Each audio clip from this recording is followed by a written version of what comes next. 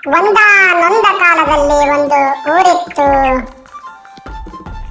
ಅದು ತುಂಬಾ ಶಾಂತವಾದ ನೆಲ ಅಂತ ಜನರು ಭಾವಿಸಿದ್ದರು. ಅಲ್ಲಿಗೆ ಆ ಊರಿನ ಸುತ್ತಮುತ್ತಲಿನ ಹಾಗೂ ತುಂಬಾ ದೂರದ ಊರುಗಳಿಂದ ವರ್ಷಕ್ಕೆ ಲಕ್ಷಾಂತರ ಜನರು ಬರುತ್ತಿದ್ದರು.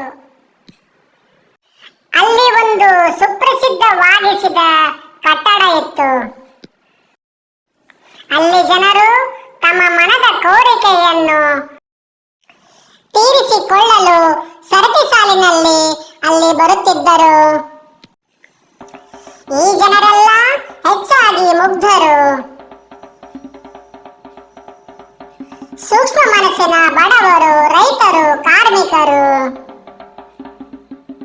ಈ ಜನರೆಲ್ಲ ಹೆಚ್ಚಾಗಿ ಭಯಭೀತರಾದವರು, ಜೀವನದಲ್ಲಿ ತೊಂದರೆ ಅನುಭವಿಸಿದವರು, ಹೆಚ್ಚಾಗಿ ಬೇರೆಯವರ ಮೂಢ ಮಾತಿಗೆ ಮರುಳಾದವರು. ಅವರು ವರ್ಷವೆಲ್ಲ ಕೆಲಸ ಮಾಡಿ ಹಣ ಕೂಡಿಸಿ ಇಟ್ಟು ವರ್ಷದ ಕೊನೆಯಲ್ಲಿ ಈ ಕಟ್ಟಡ ನೋಡಲು ಬರುತ್ತಿದ್ದರು. ಅಲ್ಲಿ ತಮ್ಮ ಮನದ ಆಸೆಯನ್ನು ಮನದಲ್ಲಿ ನೆನೆದು ಅಲ್ಲೇ ಪಕ್ಕದಲ್ಲಿದ್ದ ಒಂದು ಕೀಲಿ ಹಾಕಿದ ಪೆಟ್ಟಿಗೆಯಲ್ಲಿ ತಾವು ತಂದಿದ್ದ ಹಣ ಅಥವಾ ಬೆಲೆ ಬಾಳುವ ಚಿನ್ನವನ್ನು ಅದರಲ್ಲಿ ಹಾಕಿ ಏನೋ ಒಂದು ಸಂತೃಪ್ತ ಭಾವದಿಂದ ಹೊರಗೆ ಬರುತ್ತಿದ್ದರು. ಆ ಕೀಲಿ ಹಾಕಿದ ಪೆಟ್ಟಿಗೆ ಒಳಗೆ ಇರುವ ಎಲ್ಲ ಹಣ, ಚಿನ್ನ ಕಟ್ಟಡದ ಮಾಲೀಕರಿಗೆ ಸೇರುತ್ತಿತ್ತು. ಅಲ್ಲಿ ವರ್ಷಕ್ಕೆ ಕೋಟ್ಯಂತರ ಸಂಪತ್ತು ಮಾಲೀಕರಿಗೆ ಸಿಗುತ್ತಿತ್ತು. ಜನರು ಹೊರಗೆ ಬಂದ ಮೇಲೆ ಅಲ್ಲೇ ಪಕ್ಕದಲ್ಲೇ ಇರುವ ಹೋಟೆಲ್ನಲ್ಲಿ ಸಂತೋಷದಿಂದ ಹೊಟ್ಟೆ ತುಂಬಾ ತಿನ್ನುತ್ತಿದ್ದರು.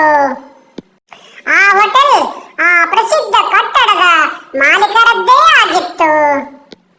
ಆದರೆ ಆ ಹೋಟೆಲ್ ಮಾಲೀಕರು ಎಷ್ಟು ಒಳ್ಳೆಯವರು ಅಂದರೆ ಯಾರ ಹತ್ತಿರ ಬಿಡಿಕಾಸನ್ನೂ ತೆಗೆದುಕೊಳ್ಳುತ್ತಿದ್ದಿಲ್ಲ. ಎಲ್ಲ ಜನರಿಗೆ ನಿಸ್ವಾರ್ಥದಿಂದ ಊಟ ಕೊಡುತ್ತಿದ್ದರು. ಪುಣ್ಯಾತ್ಮ, ಪುಗಸಟ್ಟೆ ಊಟ ಕೊಡುತ್ತಿದ್ದರು ಮಾಲೀಕರು ಅಂತ ಜನ ಕೊಂಡಾಡುತ್ತಿದ್ದರು. ಜನರ ಊಟಕ್ಕೆ ಅವರು ವರ್ಷಕ್ಕೆ ಲಕ್ಷಾಂತರ ಹಣ ಖರ್ಚು ಮಾಡುತ್ತಿದ್ದರು. ಲಕ್ಷಾಂತರ